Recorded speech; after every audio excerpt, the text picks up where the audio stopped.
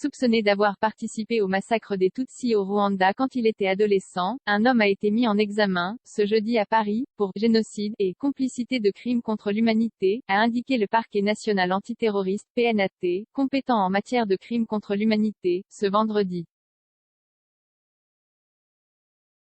Né au Rwanda en 1977, cet homme a également été mis en examen par 2 juges d'instruction parisiens pour participation à une entente établie en vue de la préparation d'un de ces crimes, et placé sous contrôle judiciaire, selon un communiqué du PNAT, qui confirmait une information du Parisien. Devant les juges, il a gardé le silence, précise le communiqué. Le père du suspect visé par une information judiciaire. Cette mise en examen a été prononcée dans le cadre d'une information judiciaire ouverte en août 2019, qui visait initialement le père de cet homme, Jean R.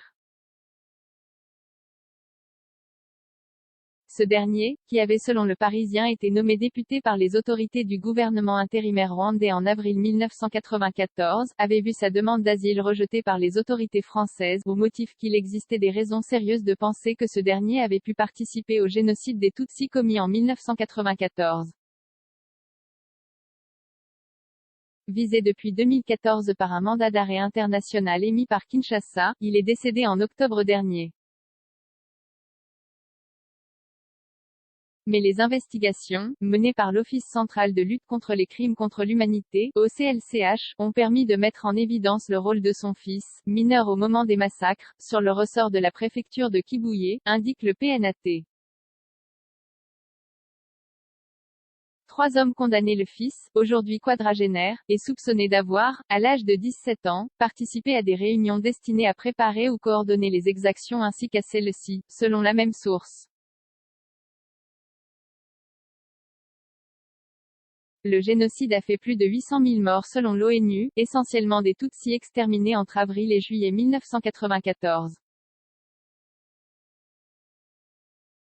Notre dossier sur le génocide au Rwanda. À ce jour, 2 procès liés au génocide au Rwanda ont débouché en France sur les condamnations définitives de 3 hommes.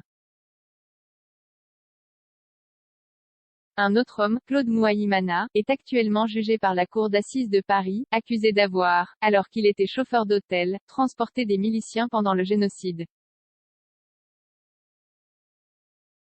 Un ex-préfet, Laurent Bussiaï-Barouta, sera pour sa part jugé à partir de mai 2022. Un commentaire 0 partagé sur Messenger, partagé sur Facebook, partagé sur Twitter, partagé sur Flipboard, partagé sur Pinterest, partagé sur LinkedIn, envoyé par mail. Sauvegarder une faute? Imprimé.